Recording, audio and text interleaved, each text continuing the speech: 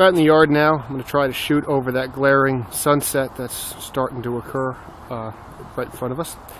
So what we're looking at right now is actually the first of these treehouse supports that I installed. And as I pan over and you see that tree that's right in front of us in the distance, that one there, it is perfectly perpendicular to this support, because when I put this support in, I was going to run a beam from here straight over to that tree. And then I looked at the space, because here's our, let me fix that. Here's our other tree right here. So originally it was 1, 2, 3.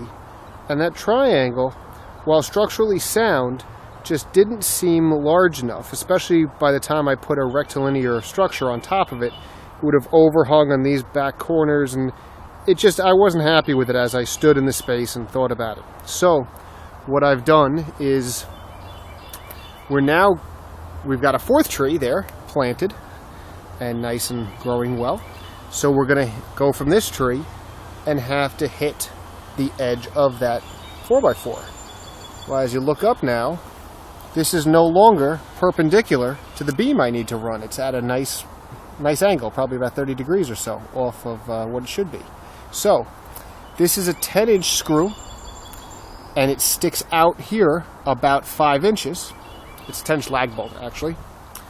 I'm going to replace it with this 12-inch lag bolt, which, we flip it over this way,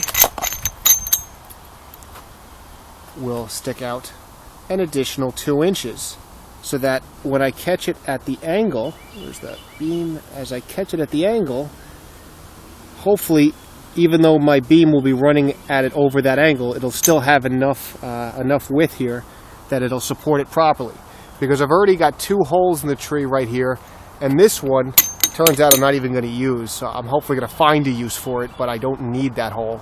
And I don't want to go, coming over a few more inches and putting another hole here. I don't want to kill this tree, so I want to reuse this existing hole.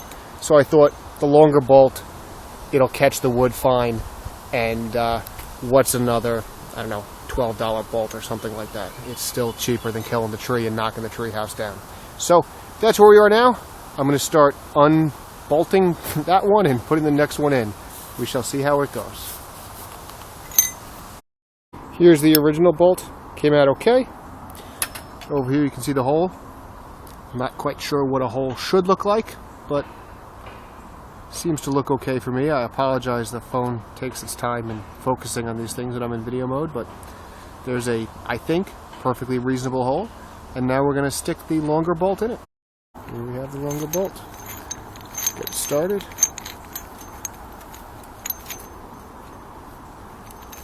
This is thrilling television. Hand tightening a bolt into a tree.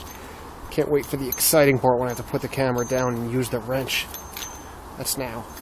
So here we go. That longer bolt is in. That last half an inch was a bit of a workout, but it's in. I can hang on it nice and strong. And if we come around and angle, we still have a fair amount of overlap, and I think we're going to be okay in mounting that main beam. So we shall see. I need physical assistance getting the main beams out here. They are too friggin' heavy, but that'll be the next step. I'm going to prep the beams tonight, hopefully, and then we'll go from there.